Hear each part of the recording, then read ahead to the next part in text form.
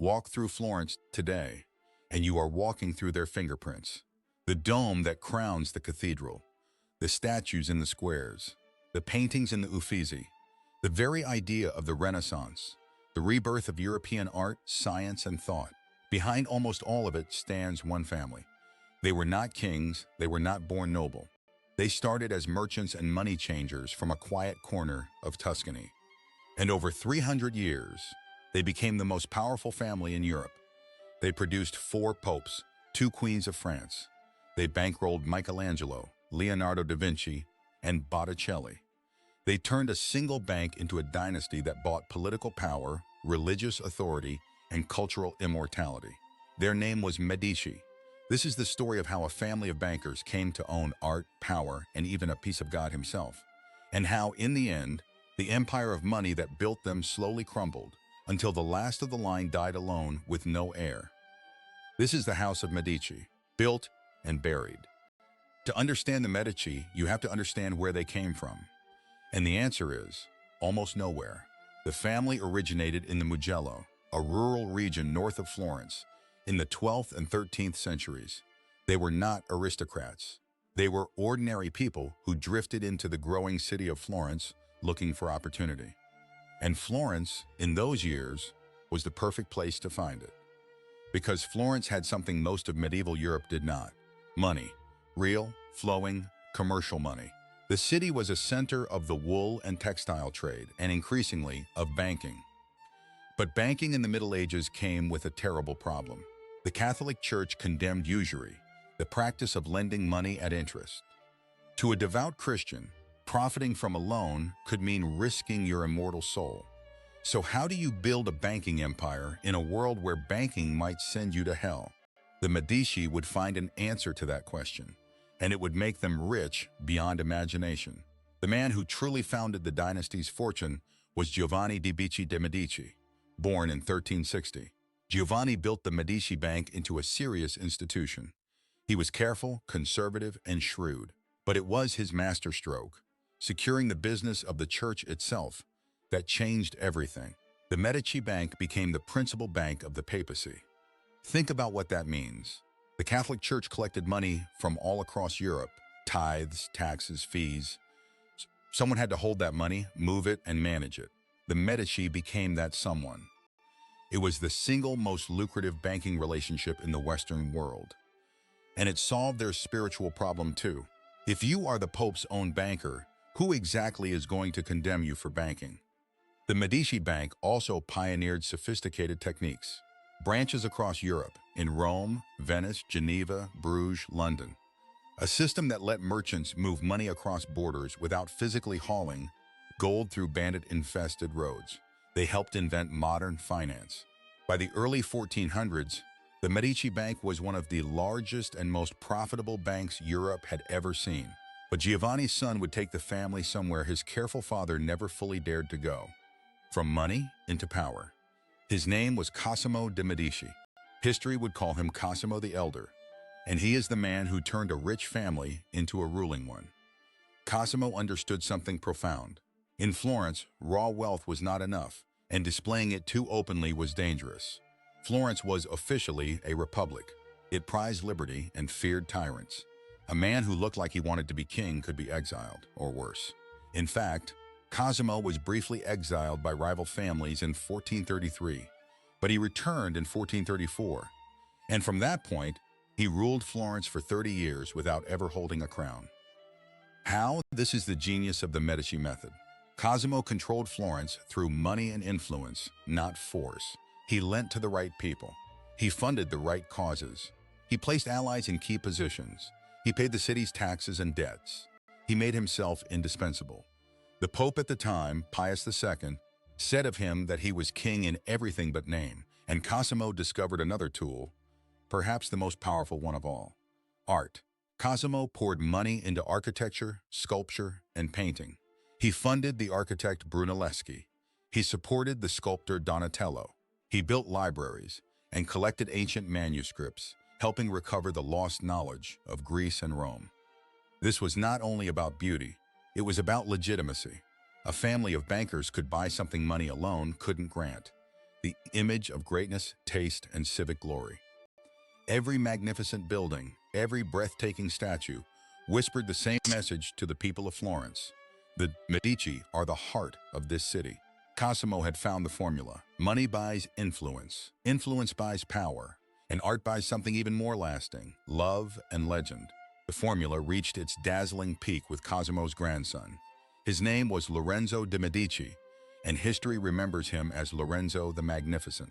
Lorenzo came to power in 1469, and he embodied the Renaissance more than any other figure.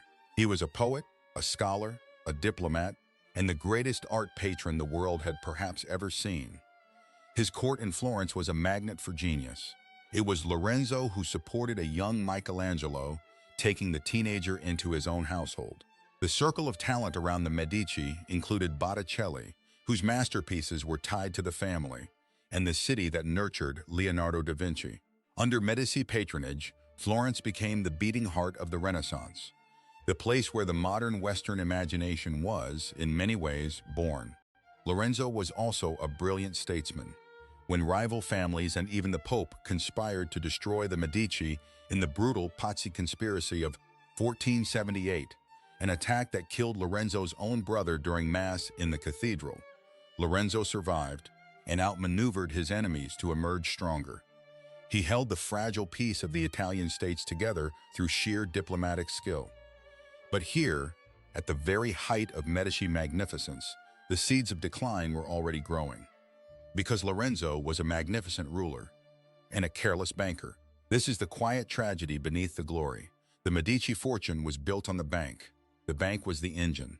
But Lorenzo, unlike his great-grandfather Giovanni or his grandfather Cosimo, was not truly a banker at heart. He was a prince. He delegated the bank's management. He supervised it loosely. He spent enormous sums on art, on diplomacy, on the lavish life of a Renaissance ruler. There is a famous pattern in family fortunes. The first generation builds, the second consolidates, and the third spends. The Medici were living it. Giovanni built the bank. Cosimo consolidated the power.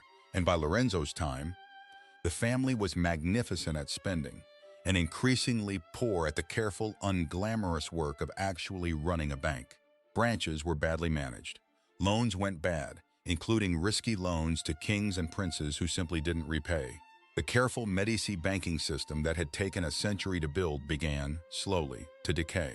When Lorenzo died in 1492, at just 43, he left behind a glittering cultural legacy and a financially weakened dynasty.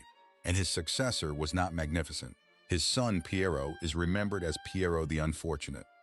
Within 2 years of taking over, Piero made a humiliating surrender to an invading French king. The people of Florence, furious, rose up.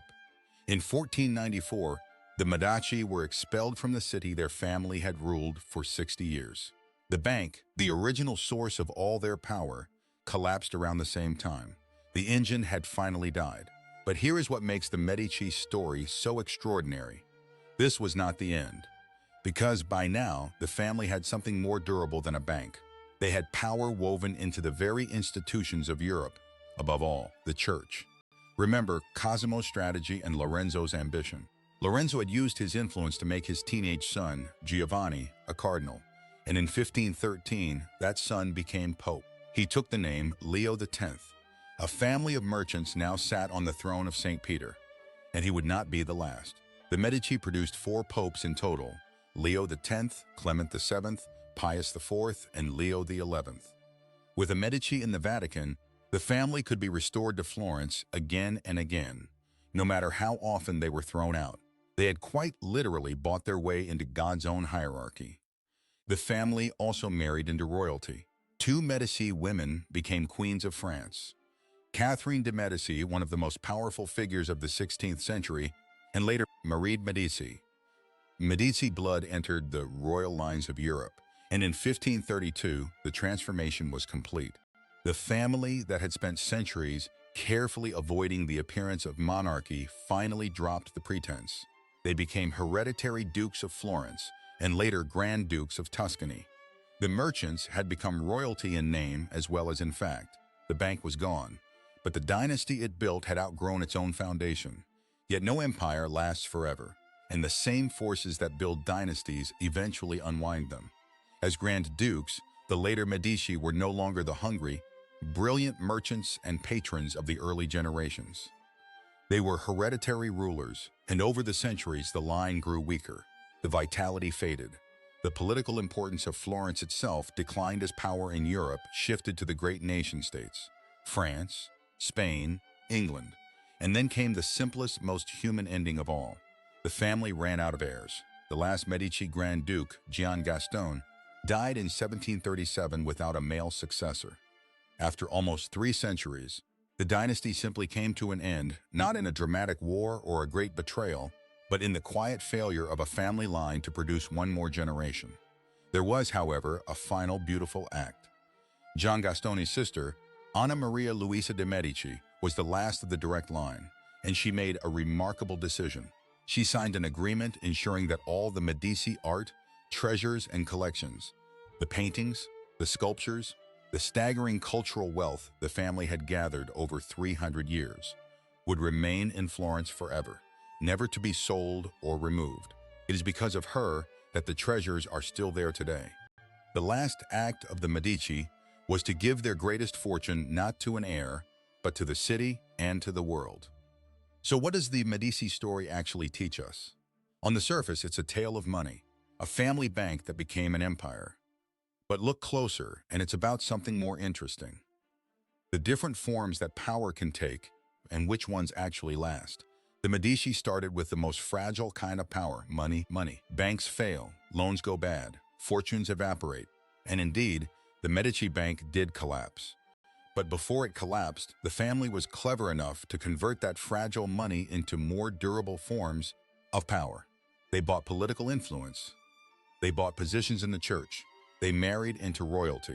And most lasting of all, they bought art and beauty. Here is the remarkable truth. The thing the Medici are most loved for today is not their bank, which is long dead, or their political power, which is long gone. It is the art, the buildings, the paintings, the sculptures. The beauty they paid for has outlived their money, their power, and their bloodline by centuries. That is the deepest lesson of the Medici. Money is power, but it is the most temporary form of it. What endures is what money is transformed into. The Medici turned coins into cathedrals, loans into Leonardo, interest into immortality.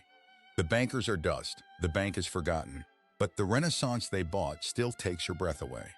Built on money, buried in time, remembered in beauty. If you found this story as fascinating as I did, you're exactly the kind of person this channel is for. We tell the stories of empires, how they're built, how they rule, and how they fall. Banking dynasties and modern frauds. Old money and new money. Fortunes that took 300 years to build, and ones that vanished in 300 days.